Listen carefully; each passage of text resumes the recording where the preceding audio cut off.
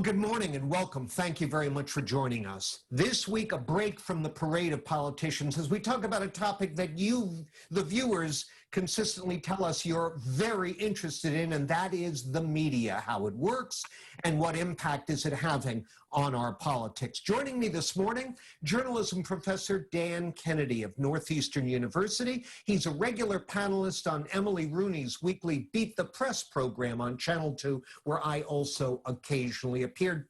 Professor Kennedy, welcome. Thanks, John.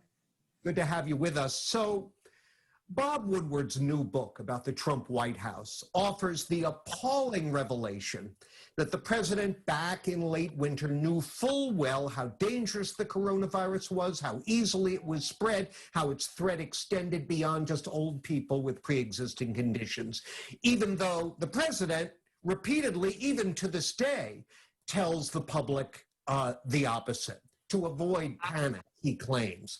So Woodward is now himself under fire for withholding all this information, well, a lot of which he has on tape, until now as he prepares to release his book. He told Margaret Sullivan of the Washington Post last week that he's not in the habit of releasing book details as he's working on it, that he couldn't confirm the source of Trump's information until May, and initially struggled to make sense of what the president was saying.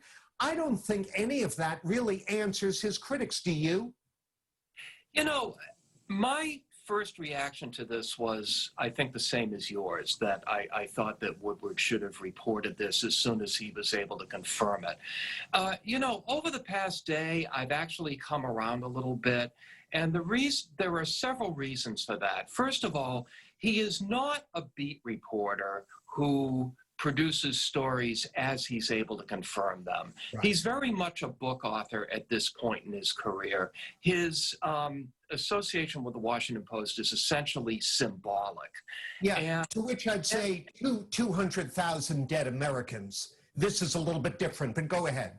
The question is, did Woodward's actions contribute to the horror that we're seeing? Did it contribute to any deaths? And I really can't see it. I mean, we've all seen this play out.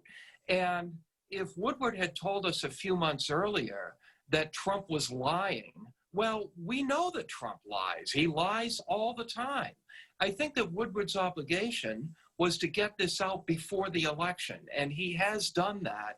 And I'm not sure whether his obligation goes any further than that, provided that we can agree that Woodward's actions didn't contribute to any additional deaths, and I don't see how it could have. I find it hard to agree with that, given how we know we have documented cases of people saying, well, you know, my dad didn't take precautions because he believed President Trump and he got it and died. The idea that if we knew back in May that the president was privately saying something very different, surely that could have reached at least some people in time to save their lives.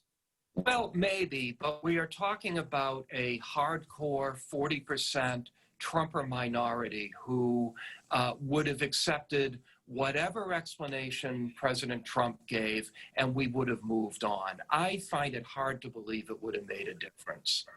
Okay, well, meanwhile, the White House press briefings are once again regularly broadcast live on the cable channels, even though they're filled with misinformation and flagrant lying from the podium. We talked about this before, but here they are back again. Do you believe that cable TV or anyone else should carry these events live or record them, take from them whatever news content they believe is valid or whatever, or do whatever fact-checking might be required? Well, I have said for quite a while that what the media ought to do with these briefings is cover them, but as you say, not carry them in real time, wait until later, and pick out what's newsworthy, do some fact-checking, and move on from there. I think that's particularly important now, because now we're deep in the throes of the political season, and President Trump has been using his news conferences to attack Joe Biden. And that's not what a presidential news conference is supposed to be. And it's not what the briefing by his press secretary is supposed to be. So stop the live briefings, pick out whatever news there is, and show it later.